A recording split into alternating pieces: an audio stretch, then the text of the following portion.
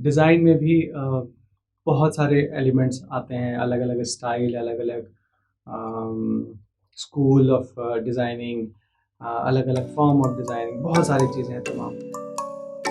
लेकिन मित्रों नमस्ते, मेरा नाम धनेंद्र कावड़े है और आज के एपिसोड में आप सभी का स्वागत है। अ, आज जो बात मैं आपके साथ शेयर करना चाहता हूँ वो डिज़ाइन से संबंधित है। अ, बहुत ज़्यादा नहीं, लेकिन बहुत ब्रीफ में। जैसे पिछले 2 एपिसोड में हमने बेसिक चीज़ों की बात की। डिज़ाइन में भी बहुत सारे एलिमेंट्स आते हैं, अलग-अलग स्टाइल, अलग-अलग स्कूल ऑफ डिज़ाइनिंग, अलग-अलग फॉर्म ऑफ डिज़ाइनिंग, बहुत सारी चीज़ें हैं तमाम। लेकिन मुझे जो लगता है वो सबसे ज़्यादा मूल चीज़ जो है, वो बेसिक जो चीज़ है डिज़ाइनिंग के लिए, वो भी 3 ही है। अगर हम कहें तो बेसिक 3 चीज़ें जो है वो है लाइन। लाइन में एक ऊर्ध्वाधर है, क्षैतिज है, तिर्यक है। ये 3 बेसिक लाइन है, जिसको हम वर्टिकल एक लाइन, दूसरा हॉरिजॉन्टल एक लाइन और तीसरा डायगोनल एक लाइन। तो ये 3 बेसिक लाइन हम कह सकते हैं, जो डिज़ाइन के लिए अगर हम कहें रेखाएं, और इनसे फिर बहुत सारे आकार बनते हैं। इन्हीं के कॉम्बिनेशन से आकार बनते हैं।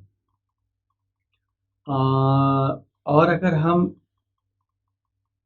इसके बारे में सोचें तो ज़्यादातर ये होगा कि हर किसी के लिए इन लाइनों का मतलब बिल्कुल अलग होगा। अगर आप चाहें तो एक प्रयोग करके देख सकते हैं, कि आप आँख बंद करें और आँख बंद करके इन 3 लाइनों के बारे में सोचें और इन तीनों लाइनों के बारे में सोचते हुए अपनी ब्रीथ पर कॉन्सेंट्रेट करें और ब्रीथ को फील करें, महसूस करें, एंड देन इन लाइनों के बारे में सोचें एंड सोचें कि इसका क्या मतलब आपके लिए निकल कर के आता है। वो कोई भी शब्द हो सकता है, वो कोई भी वाक्य हो सकता है, कोई सिचुएशन हो सकती है, कोई विजुअल हो सकता है। तो कोई भी चीज़ आपकी जो आती है आप उसको नोट कर लीजिए।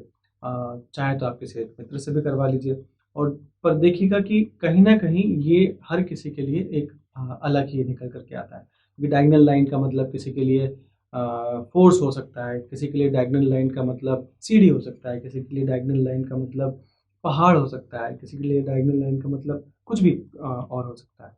तो इस तरह से उसका मतलब बदल जाता है।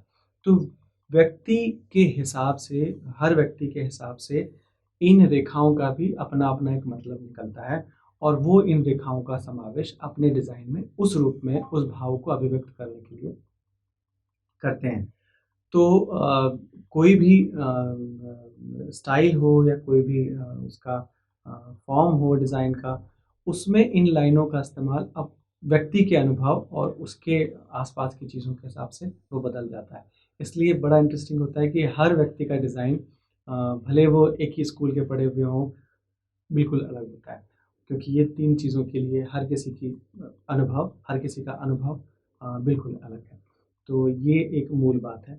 ऐसे ही ठीक 3 जो बेसिक कलर्स हैं, हम उसको आरजीबी कह लें या आरवाईबी कह लें, क्योंकि आरजीबी और आरवाईबी में इलेक्ट्रॉनिक और इसका अंतर है। आरजीबी जो है वो इलेक्ट्रॉनिक के हिसाब से कलर प्राइमरी कलर्स माने जाते हैं, और आरवाईबी जो है नेचुरल कलर्स और इन चीज़ों के हिसाब से प्राइमरी कलर्स माने जाते हैं। इन तीनों प्राइमरी कलर्स के भी मायने अगर हम लोगों से पूछें, तो उनके लिए हर किसी का अनुभव बिल्कुल अलग होगा। किसी के लिए रेड डेंजर होगा, ज़्यादातर लोगों के लिए हमने उसको एक चीज़ों में प्रतीक के रूप में बाँध दिया है, क्योंकि सारे लोग अब जानते हैं कि red signal is a sign of danger, but कई लोगों के लिए it's a sign of love also. So परिस्थितियों के हिसाब से, अनुभव के हिसाब से वो मतलब उसका बदलता है। तो जब भी हम किसी भी परिस्थिति में उन रंगों को या इन रेखाओं को इस्तेमाल करते हैं, इन्हीं के कॉम्बिनेशन से और व्यक्ति के अनुभव के हिसाब से और परिस्थितियों के हिसाब से वो चीज़ें बदलती चली जाती है। और यही एक खूबसूरती है कि इन 3 बेसिक चीज़ों के होते हुए भी इतनी विभिन्न चीज़ें हमको नज़र आती हैं। जबकि इनके सबके मूल में इन यही 3 मूल बातें हैं। आकार की अगर हम बात करें तो बिंदु है और फिर वृत्त है, पर इसके भी मायने हर किसी के लिए अपने अलग हो जाते हैं। ओवल भी इसी से बनता है। ये बेसिक जो एलिमेंट्स हैं, इन तीनों के मायने हर व्यक्ति के लिए अलग-अलग होने से, चूँकि इन्हीं का कॉम्बिनेशन है जीवन, और जीवन से ही ये अनुभव से चीज़ें जुड़ कर के आती हैं। पर फिर भी ये हर बार एक नए रूप में, एक नई बात के रूप में, एक नए संदेश के रूप में, एक नए भाव के रूप में लोगों तक ये पहुँचता है। और जब कोई नया व्यक्ति इस बात को कह रहा होता है, तो उस रूप में बिल्कुल और एक नए बात निकल कर के आती है। सो कुल मिलाकर के मूल बात यही कि 3 बेसिक चीज़ें ही हैं। उन 3 बेसिक चीज़ों के हिसाब से जब व्यक्ति कुछ रचता है, तो वो हर व्यक्ति के अनुभव के हिसाब से वो रचना बिल्कुल नई हो जाती है, और ये डिज़ाइन में आपको देखने को मिलेगा। क्योंकि कोई व्यक्ति घर बनाता है, तो एक भी कंस्ट्रक्टर घर जब बनाएगा, उसकी भावनाएँ उस घर मालिक के हिसाब से जुड़ कर के बनती है। फिर वो जब दूसरे के हिसाब से जुड़ता है, तो उसकी भावनाएँ उसके हिसाब से जुड़ कर के, तो दोनों घर बिल्कुल अलग-अलग तरीके के दिखते हैं।